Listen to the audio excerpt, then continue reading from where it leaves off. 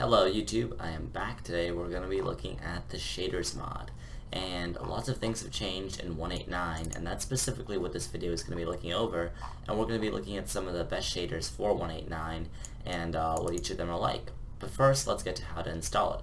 So as you can see, I've navigated to the OptiFine website at optifine.net. This is the mod you need for shaders now. It has OptiFine and shaders in the same package. If you don't know what OptiFine is, it basically is a performance tool and a graphical enhancement mod for Minecraft. It's a visual thing. And now shaders are in it as of 1.8.9. They've become the same mod, and you can download them here. Now, I recommend downloading the Ultra version. The latest version, as of whenever you're watching this video, for 1.8.9 will be available somewhere around here. You're going to want to click download, and we're going to wait for this ad fly.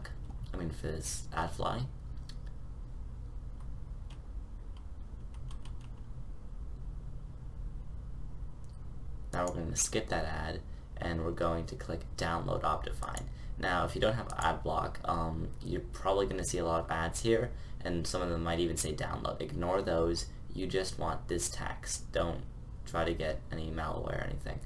So now that we've done that, that should be in our downloads folder, as you can see here. And so now we have OptiFine. Now I'm assuming you have the Minecraft launcher and you have launched and installed 1.8.9 before, because you need to have done that. If you haven't, do that now.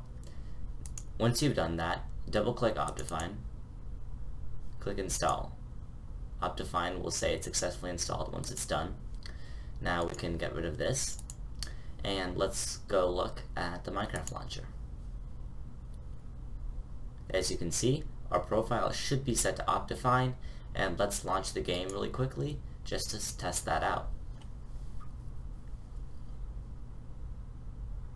The game launches successfully, and we are at the Minecraft main menu. And as you can see, there's an option for shaders, but we don't have any.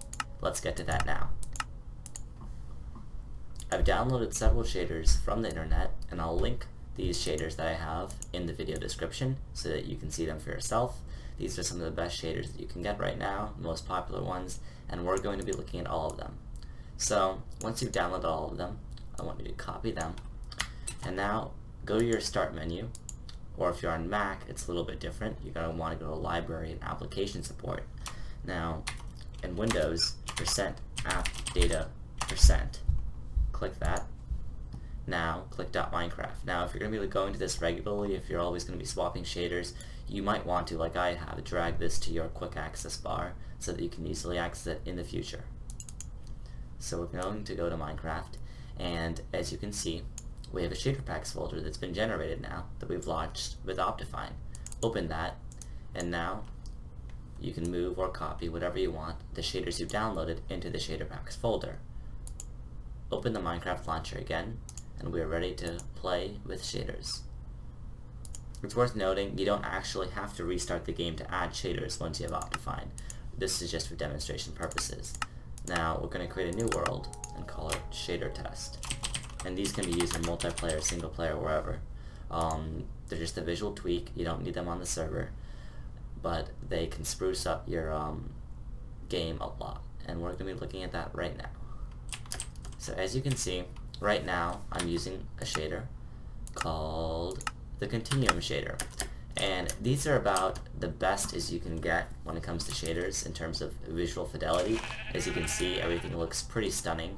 However, my frames are rather low, and that's because this is very performance intensive, and if you don't have a high-end graphics card like a recent NVIDIA or AMD, like at least like a really high-end one like a 970 or something, then you're probably not going to be able to run these pretty well. And these aren't really recommended for general gameplay, as these shaders are of such visual fidelity that you should probably only use them for cinematics. However, if you do have a beast card and you really want to use them for gameplay, I suppose you can. These are based off Sonic Ether's shaders, which are another shader pack we'll look at, but they've had some enhancements made to them, and they are about the best looking shaders you can get right now. Let's move on to the next shader. This is Zeus, or Sonic Ethers. These are what Continuum are based off, but these are a lot different, as you can notice. They don't have quite all the visual fidelity, but it still looks pretty nice. You get slightly better performance. You'll still be able to run these as long as you have a decent graphics card, and everything still looks pretty nice. The water effects are a little less fancy. It's not as there's not as much ambient occlusion, which is a fancy lighting thing, but it looks nice, and unless you're a huge graphical snob, these are probably fine for playing in-game or doing cinematics. Next, let's check out Bsl Standard. Now these are a more lightweight shader pack than the rest. They're based off Chocopic, which is another shader, and these are pretty popular as of late. And as you can see, they don't really have much of an impact on performance of getting smooth frames, and everything looks rather nice. I'd recommend this shader probably if you're just maybe taking screenshots or just for playing, because it's actually pretty lightweight, even more so than Sonic Ether shaders. Now let's look at the Cuda Shaders. And these are pretty cool. They have a very different look, if you notice them, and I have the motion blur version. You can get the ones without that if you prefer to have it off. It might be a little bit much for some people. But as you can see, these have a much less saturated look to them, and for some that may be more appealing. In my opinion, it looks more like kind of vanilla, but in in a good way. It still looks pretty nice, and of course they run pretty well. And if the motion blur is bothering you, you can get the version without that, so don't let that affect your decision.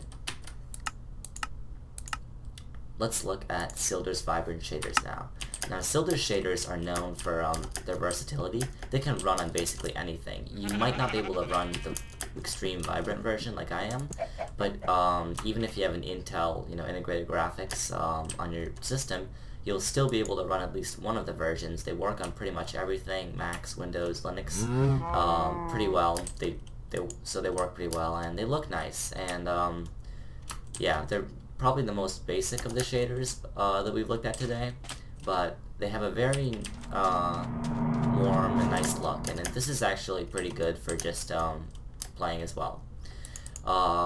If you're making cinematics, what we learned today is that you should probably use Continuum, because that looks the best, unless you can't run it, in which case any of these will do pretty finely. It depends, however. I mean, they're just shaders, so you can swap them out at will for different situations, and they just look really good, and you can use them whenever, for whatever, and they make your game look pretty good. So that's been it for today. I hope you've enjoyed this, and just to demonstrate some shaders, now I'm going to turn the mic off and just fly around the world with Continuum.